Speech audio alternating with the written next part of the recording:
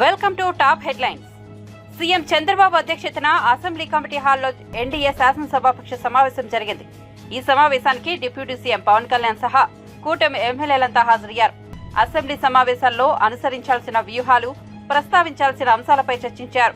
శాంతి భద్రతలకు విఘాతం కలిగించేలా ఎవరూ వ్యవహరించవద్దని ఎమ్మెల్యేలకు చంద్రబాబు సూచించారు. శాంతి భద్రతలకు విఘాతం కలిగిస్తే మన అని కూడా చూడనని హెచ్చరించారు. కక్ష సాధింపులు తాను కూడా చేయగలనని, రాజకీయ ప్రతీకారాలకు మనం వెళ్లొద్దని చెప్పారు. ఇసుక జోలికి ఎవరూ వెళ్లొద్దని అన్నారు. ఇసుక విధానాన్ని మరింత పారదర్శకంగా అమలు చేద్దామని, మరిన్ని సలహాలు ఉంటే ఇవ్వాలని అడిగారు.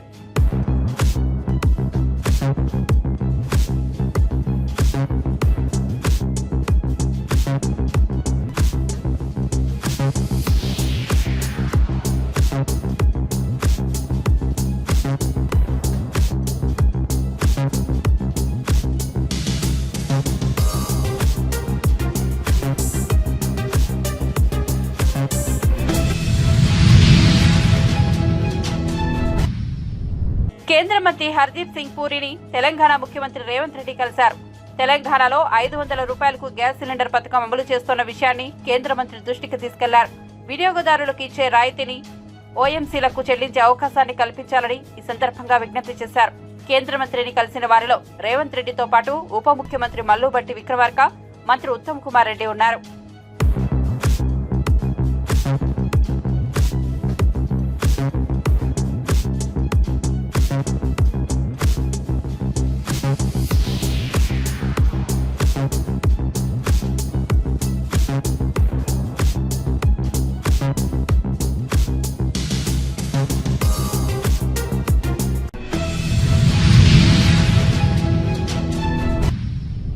బడ్జెట్ సమావేశాలకు ముందు ప్రధాని నరేంద్ర మోదీ జాతిని ఉద్దేశించి ప్రసంగించారు. ఈ సందర్భంగా ప్రధాని మోదీ పార్లమెంట్ వర్షాకాల సమావేశాలు ప్రారంభం కానున్నాయి. నేడు యావత్ దేశం దృష్టి దీనిపైనే ఉంది. ఇది సానుకూల శక్తిగా ఉండాలి. 60 ఏళ్ల తర్వాత ప్రభుత్వం మూడోసారి అధికారంలోకి వచ్చి మూడో ఇన్నింగ్స్ లో తొలి బడ్జెట్ ప్రవేశపెట్టే అవకాశం దక్కడం గర్వించదగ్గ విషయమని ప్రధాని మోదీ అన్నారు. देश के गरीब, देश के किसान, देश के युवा, देश की महिलाएं, उनके सामर्थ्य के लिए, उनको एम्पावर करने के लिए जन भागीदारी का एक जन आंदोलन खड़ा कर करके 2047 के सपने को पूरा करने के लिए हम पूरी ताकत लगाए। मुझे आज बहुत दुख के साथ कहना है कि 2014 के बाद कोई सांसद 5 साल के लिए आए, कुछ सांसदों को 10 साल के लिए मौका मिला, लेकिन बहुत से सांसद ऐसे थे जिनको अपने क्षेत्र की बात करने का अवसर नहीं मिला। अपने विचारों से संसद को समृद्ध करने का अवसर नहीं मिला, क्योंकि कुछ दलों की नकारात्मक राजनीति ने देश के संसद के महत्वपूर्ण समय को एक प्रकार से अपनी राजनीतिक विफलताओं को ढांकने के लिए दुरुपयोग किया। मैं सभी दलों से आग्रहपूर्वक कहता हूं कि कम से कम जो पहली बार सदन में आए हैं, ऐसे बहुत बड़ी संख्या में हमारे माननीय सांसद हैं और सभी दल में हैं, उनको अवसर दीजिए, चर्चा में उनके विचारों को प्रकट करने का मौका दीजिए, ज्यादा से ज्यादा लोगों को आगे आने का अवसर दीजिए। और आपने देखा होगा कि पार्लियामेंट के नए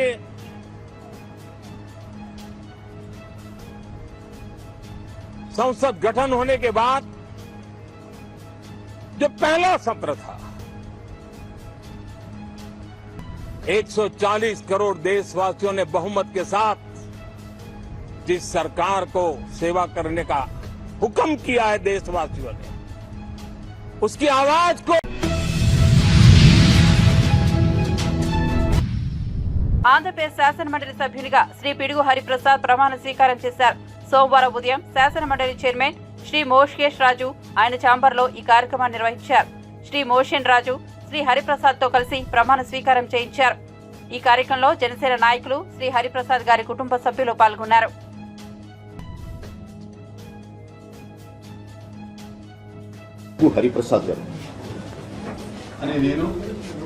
పిడుగు హరిప్రసాద్ అనే నేను ఆంధ్రప్రదేశ్ శాసన పరిషత్తు సభ్యునిగా ఎన్నికైనందున శాసనం ద్వారా నిర్మితమైన భారత రాజ్యాంగం పట్ల నిజమైన విశ్వాసం, విధేయత చూపుతానని, భారతదేశ సార్వభౌమాధికారాన్ని, సమగ్రతను కాపాడుతానని, నేను స్వీకరించబోయే కర్తవ్యాన్ని శ్రద్ధాశక్తులతో నిర్వహిస్తానని దైవసాక్షిగా ప్రమాణం చేస్తున్నాను. ఆంధ్రప్రదేశ్ శాసన పరిషత్తు సభ్యుడైన పిడుగు హరిప్రసాద్ అనే నేను పరిషత్తు నియమాలకు కట్టుబడి ఉంటానని, వాటిని అనుసరిస్తానని, పరిషత్తు మర్యాదలను పాటిస్తానని, సాంప్రదాయాలను గౌరవిస్తానని దైవసాక్షిగా ప్రమాణం చేస్తున్నాను.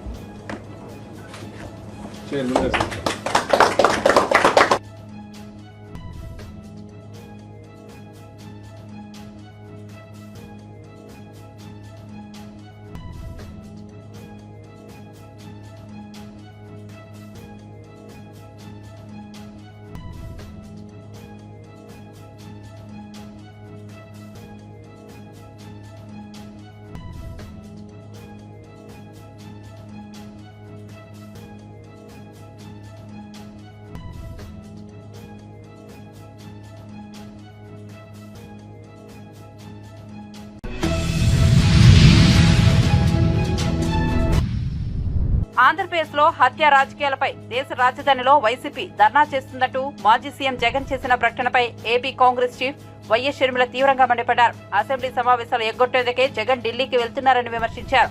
5 ఏళ్ల పాలనలో ఏపీకి ప్రత్యేక హోదా కోసం ఎన్నిసార్లు ఢిల్లీలో ధర్నా చేశారని నిలదీశారు. ఏపీకి ప్రత్యేక హోదా అంశాన్ని బీజేపీకి తాకట్టు పెట్టారని ఆరోపించారు.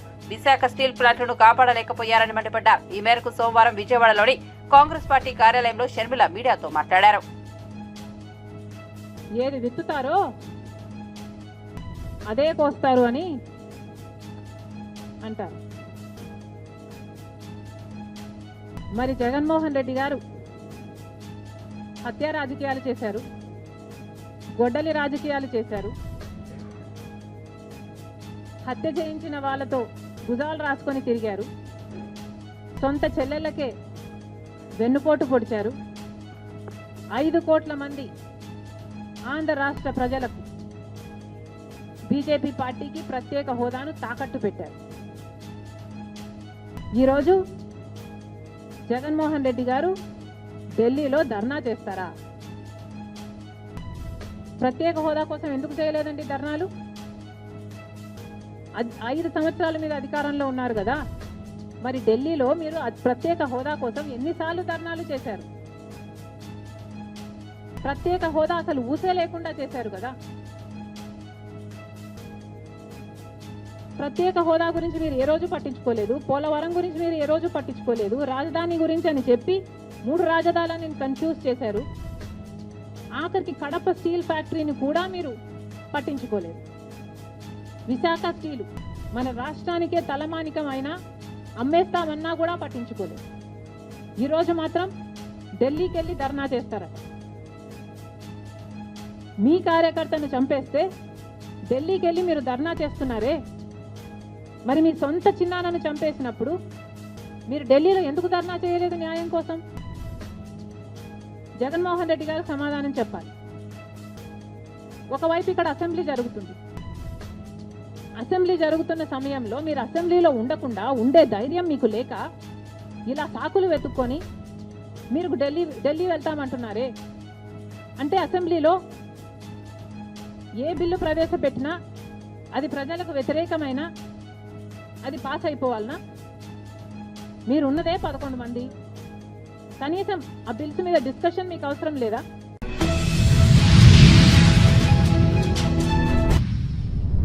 ఐఏఎస్ అధికారిని స్మితా సబర్వాల్ పోస్టు దివ్యాంగులను ఆందోళనకు గురి చేస్తోందని CSB IAS academy chief Balalatha అన్నారు. సోషల్ మీడియాలో ఆమె పెట్టిన పోస్ట్ ప్రభుత్వ ఆలోచన, సొంత ఆలోచన అని ప్రశ్నించారు.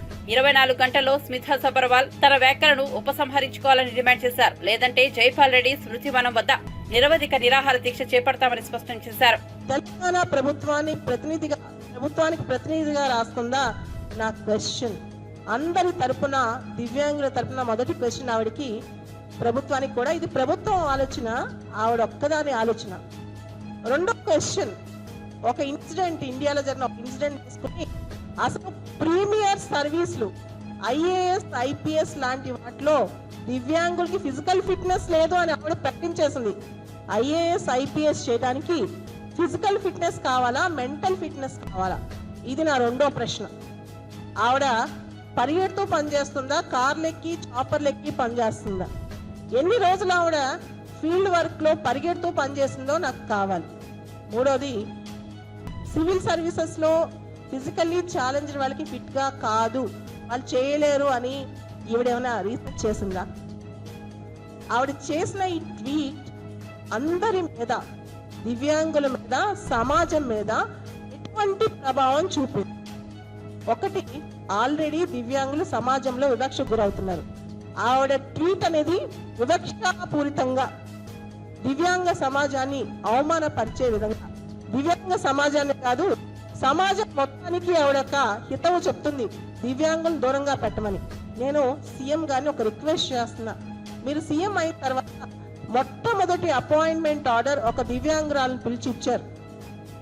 మీరు సీఎం అయిన తర్వాత మొట్టమొదటి అపాయింట్మెంట్ ఆర్డర్ ఒక ఫిజికలీ ఛాలెంజ్డ్ అమ్మాయికి ఇచ్చారు. సార్, ఆ అమ్మాయి ఎఫిషియెంటా కాదా, మీరు ఏమనుకుని ఇచ్చారు? మీ ప్రభుత్వం తరపున ఆవిడ చెప్పే మాటకి అర్థం ఏంటో మాకు ఆన్సర్ కావాలి. సార్, మిమ్మల్ని రిక్వెస్ట్ చేస్తున్నాం, ఆవిడ ఇలాంటి చెప్పేటప్పుడు ప్రభుత్వం తరపున చెప్తుందా, ఆవిడ తరపున చెప్తుందా తెలియాలి. రెండోది, rights of persons with disabilities act 2016 2016లో చట్టం వచ్చింది. ఆ చట్ట ప్రకారం డిఫరెంట్లీ ఏబుల్డ్ వాళ్ళ గురించి ఇటువంటివి రాయటం, ఇటువంటివి చేయటం నేరం. Of conduct for civil services కింద DOPT వాళ్ళు చూస్తారు. ఇది దానికి మించి చీఫ్ సెక్రటరీ గారు ఖచ్చితంగా ఏ విధానంతో ఆవిడ ఇలా రాసిందో ఆవిడ పరిశీలించాలి, మేమందరం కోరుతున్నాం. రెండోది, డిజేబుల్డ్ వాళ్ళు ఫిజికల్ గా ఫిట్ గా ఉండరు, వాళ్ళు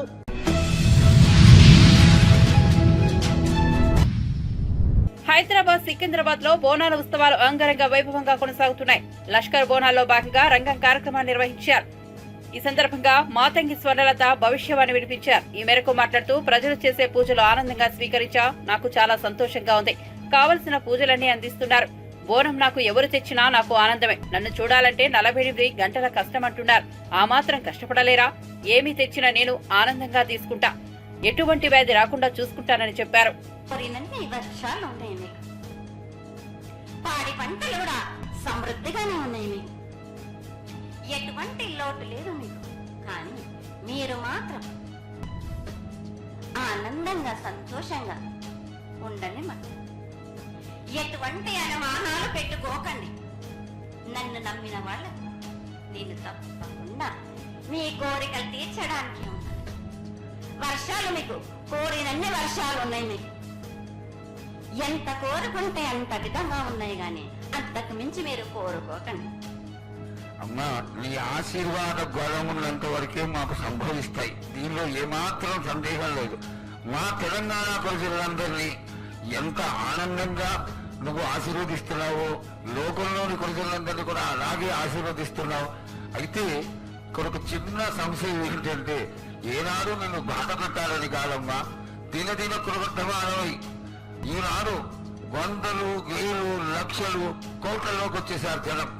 ఈ కోట్లలోకి వచ్చినటువంటి జనమందరూ 48 గంటలు ఎడతెరిపి లేకుండా నీ దర్శనం చేసుకొని నీ యొక్క ఆశీర్వాదం పొంది నీకు పలహారాలు, పండ్లు అన్ని సమర్పించుకొని నీ తృప్తిని తెలియజేయమని వేడుకుంటున్నాను తల్లి. నన్ను దాటి రావాలంటే, నా వద్దకు రావాలంటే ఆ మాత్రం కష్టం లేకుంటే ఇట్లా బాలక, నిన్ను కాపాడేది కూడా నేనే కదా. ఎటు తిరిగి మీరు కష్టం లేకుండా ఉంటే మీరు సుమ్మరి పూతలు అయిపోతారు కదా. ఆ మాత్రం కూడా మీరు కష్టపడాలి కదా నా వద్దకు రావడానికి కూడా. కానీ సంతోషంగా మీరు ఏమి తెచ్చినా గాని, పలహారం తెచ్చినా, పండు తెచ్చినా, ఏమి తెచ్చినా, సాగు తెచ్చినా, ఓనం తెచ్చినా ఆనందంగా అందుకునే భారం తప్పనిసరిగా అందుకుంటానే. పిల్ల జల్ల గాని, గొట్టు గోదా గాని, ఎటువంటి ఆపద రాకుండా చూసుకుంటాయి, ఎటువంటి వ్యాధి రాకుండా చూసుకునే భారం కూడా నాది.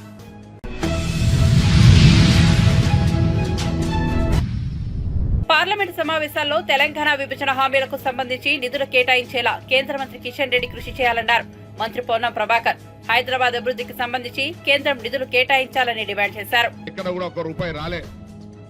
ఇప్పటికైనా శాఖ లేకపోయినా కేంద్ర మంత్రిగా హైదరాబాద్ లో చారిత్రాత్మక పురావస్తు లేదా ఇతరత్ర ప్రజలకు సంబంధించి టూరిజం రంగంలో ఉపయోగపడే విధంగా హైదరాబాద్ ను అభివృద్ధి చేయడానికి ప్రత్యేక నిధులు తీసుకురండి. హైదరాబాద్ లో ఉన్న ఉస్మాన్ యూనివర్సిటీ కావచ్చు, ఉస్మానియా హాస్పిటల్ కావచ్చు, గాంధీ హాస్పిటల్ కావచ్చు, జయశంకర్ అగ్రికల్చర్ యూనివర్సిటీ కావచ్చు, కొండా లక్ష్మణ్ బాపూజీ హార్టికల్చర్ యూనివర్సిటీ కావచ్చు, వెటర్నరీ యూనివర్సిటీస్, ఇవన్నీ యూనివర్సిటీస్, వీటన్నిటికి సంబంధించి ప్రత్యేకమైన నిధులు తేవాలని కోరుతా ఉన్నాం.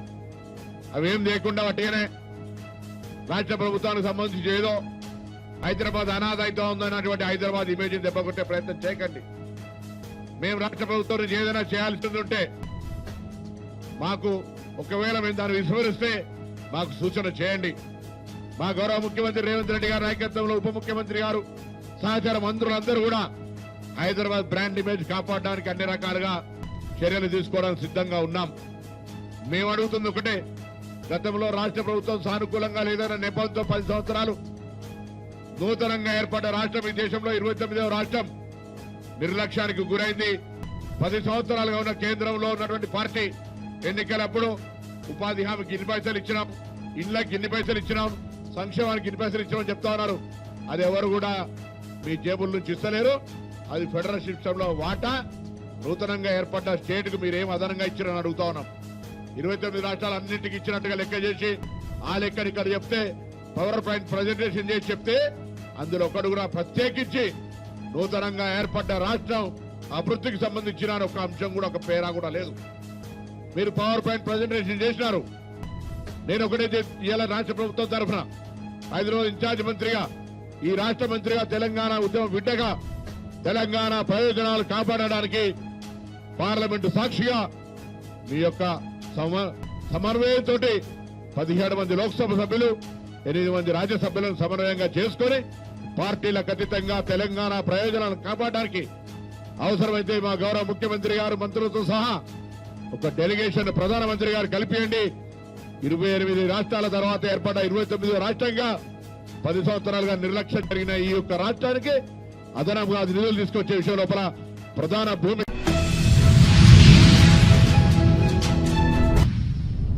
అంతర్రాష్ట్ర డ్రగ్ ఫ్రెండ్లింగ్ ర్యాకెట్ ను ఛేదించామన్నారు రాచకొండ సిపి సుధీర్ బాబు.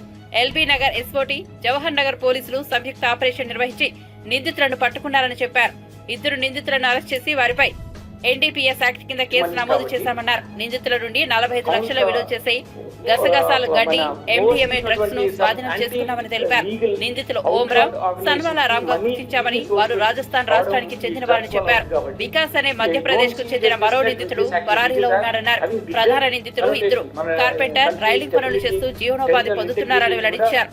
ఓంరామ్ పై రాజస్థాన్ లో డ్రగ్స్ కేసులు ఉన్నాయని, ఆర్థిక సమస్యల కారణంగా డ్రగ్స్ విక్రయించడం ద్వారా సులభంగా డబ్బు సంపాదించాలని నిర్ణయించుకున్నారని విచారణలో తెలిసిందన్నారు. గ్రేట్ ఇండియన్ ఎథోస్ ఉన్నటువంటి కంట్రీ ఒక గ్రేట్ లెవెల్స్కి వెళ్లకుండా కూడా ఈ విధంగా వాళ్ళు నిర్వీర్యం చేసి మనము అనుకున్న లెవెల్లో మన వాళ్ళు గ్రోత్ లేకుండా చూసేటువంటి ఒక ప్రాక్సీ వార్ కూడా ఇది. కాబట్టి మనందరము పేరెంట్స్కు ఇన్వాల్వ్ చేసి మాట్లాడి, స్కూల్ మేనేజ్మెంట్తో మాట్లాడి ఇటువంటి యాక్టివిటీస్ జరిగితే తొందరగా కంటైన్ చేయాలి. ఫ్రీ ఫ్లో ఆఫ్ ఇన్ఫర్మేషన్ ఇవ్వాలి. మనకి చెప్తుండాలి ఇట్లా ఏమి జరుగుతుందని చెప్పేసి. పోలీస్ అధికారులకు ఎవరైనా మీకు నమ్మకం ఉన్న అధికారులు ఎవరు ఉంటే వాళ్ళకి చెప్పొచ్చు. ఎస్ఓటీ ఆఫీసర్స్ ఉంటారు, పోలీస్ స్టేషన్ ఉంటారు. మీకు ఎవరికైతే యూ ఫీల్ కాన్ఫిడెంట్ అటువంటి అధికారికి మీరు ఇన్ఫార్మ్ చేయండి. ఇది ఒక అందరం కలిసి కలెక్టివ్ వార్ ఫుటింగ్ లెవెల్లో దించేయాలి. ప్రభుత్వం కూడా చాలా ఫోకస్గా దీన్ని కంటైన్ చేయాలని ఉంది. మన రాష్ట్రాన్ని డ్రగ్ ఫ్రీ స్టేట్గా చేయడానికి అనేదే గోల్. కాబట్టి ఇది ఇప్పుడు నా వన్ పర్టికులర్ గ్రూప్ అనే కాదు, ఎంటైర్ సొసైటీకి మనము చెప్పాల్సిన అవసరం ఉంది. ఇటువంటి చేసిన వాళ్ళకు నేరం చాలా పెద్ద నేరం, శిక్ష ఎక్కువ ఉంటుంది. ఈ నేరస్తులు కేవలం డ్రగ్ ట్రాన్స్పోర్టేషన్లోనే కాదు, వాళ్ళు బిగ్గర్ క్రైమ్లో కూడా వాళ్ళు తెలియకుండా ఇన్వాల్వ్ అవుతున్నారు. మేజర్ ఇంటర్నేషనల్ క్రిమినల్ గ్యాంగ్స్ లేకపోతే ఇంటర్నేషనల్ లెవెల్లో చేసినటువంటి టెర్రరిస్ట్ గ్యాంగ్స్ కూడా కనెక్టివిటీ ఉంటుంది కాబట్టి ఇటువంటి వాళ్ళ చిన్నపిల్లలు కూడా దీనికి అలవాటు పడిపోయి వాళ్ళ మంచి భవిష్యత్తు పాటు చేసుకుంటారు కాబట్టి స్కూల్ స్టూడెంట్స్ కానీ డిఫరెంట్ ప్రొఫెషనల్స్ ఎవరు ruin their entire career entire life family ruin అయిపోయినాయి. ఇవన్నీ మనం బాధ్యత తీసుకొని పేరెంట్స్ వీళ్ళు ఇటువంటి చిన్నపిల్లలు కానీ పెద్దవాళ్ళు కానీ ఎవరైనా వాళ్ళు ఉంటే మాకు ఇన్ఫామ్ చేయండి. డిఫరెంట్ ప్రొఫెషనల్ గ్రూప్స్ కూడా ఉంటే ఇన్ఫామ్ చేయండి. డిఫరెంట్ కాలనీస్లో ఇటువంటి ఇష్యూ ఉంటే చేయండి. ముఖ్యంగా ఇది సిటీస్లో ఎక్కడో కాలేజెస్లోనో లేకుంటే ఏదైనా యూనివర్సిటీ ప్రాంతంలోనే అని ఒకప్పుడు పూర్వకాలం మేము చదువుకుంటూ ఉండేది. But it has gone to the villages now. చాలా ఏరియాస్కి టచ్ అయ్యేది కాదు ఈ డ్రగ్స్ అనేది. ఇప్పుడు ప్రతి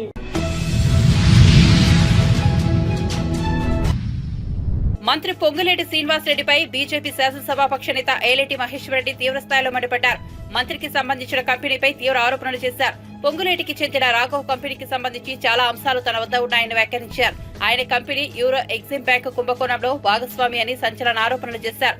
యూరో ఎగ్జిమ్ బ్యాంక్ గ్యారంటీ పొందిన పొంగులేటి శ్రీనివాసరెడ్డికి మంత్రిగా కొనసాగే అర్హత లేదన్నారు. రాష్ట్రంలోని బ్యాంకుల జాబితాలో యూరో ఎగ్జిమ్ ఉండదని గుర్తు చేశారు. ఇది ఖండాంతరాలు దాటి ఒక దీవిలో ఉన్న ఫైనాన్స్ కంపెనీ అన్నారు. ఆర్బీఐ మార్గదర్శకాలకు వ్యతిరేకంగా దేశాన్ని రాష్ట్రాన్ని మోసం చేశారన్నారు.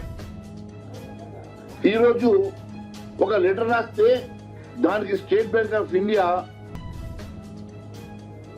బ్యాంక్ గ్యారంటీ కింద రాస్తా ఉన్నది. అడ్వైజింగ్ ఆఫ్ బ్యాంక్ గ్యారంటీ అని రాసి కింద we confirm the authenticity and genuineness of the bank guarantee and hereby advise it to you. How can the SBI guarantee a finance company which is not under RBI guidelines? ఆ కంపెనీకి మళ్ళీ ఏమంటా ఉన్నారంటే I hereby advise it to you without any risk and responsibility from our side. మా తరఫు నుంచి ఎలాంటి responsibility లేదు, రిస్క్ మాకు సంబంధం లేదు. కానీ we confirm the authenticity and genuinity. We confirm the authenticity and genuinity of the bank. ఆ బ్యాంకుకు ఉన్నటువంటి నెట్వర్క్ 8 కోట్ల రూపాయలు అయితే నువ్వు 432 కోట్ల రూపాయలకు ఇచ్చేటువంటి బ్యాంక్ గ్యారెంటీకి నువ్వు దాని జెన్యూనిటీ గురించి మాట్లాడే అధికారం స్టేట్ బ్యాంక్ ఎక్కడ ఉన్నది? మరి అది రిసీవ్ చేసుకునేటువంటి మెట్రోపాలిటన్ రీజన్ కానీ లేకుంటే సంబంధించినటువంటి అధికారులు కానీ ఇలాంటివి. నేను ఇది ఒక ఎగ్జాంపుల్ చెప్తా ఉన్నాను. ఇలాంటి ఎన్నో కంపెనీలు, ఎన్నో ఆర్గనైజేషన్లకు, ప్రభుత్వ కంపెనీలకు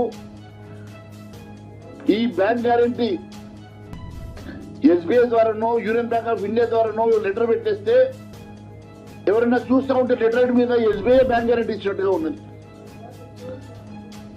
ఎవరు చూసినా కూడా ఇది ఎస్బీఐ బ్యాంక్ గ్యారెంటీ అనుకునేటట్టుగా ఉన్నది. కానీ ఇది ఎస్బీఐ గ్యారెంటీ కాదు. This is a guarantee given by euro Texas. This euro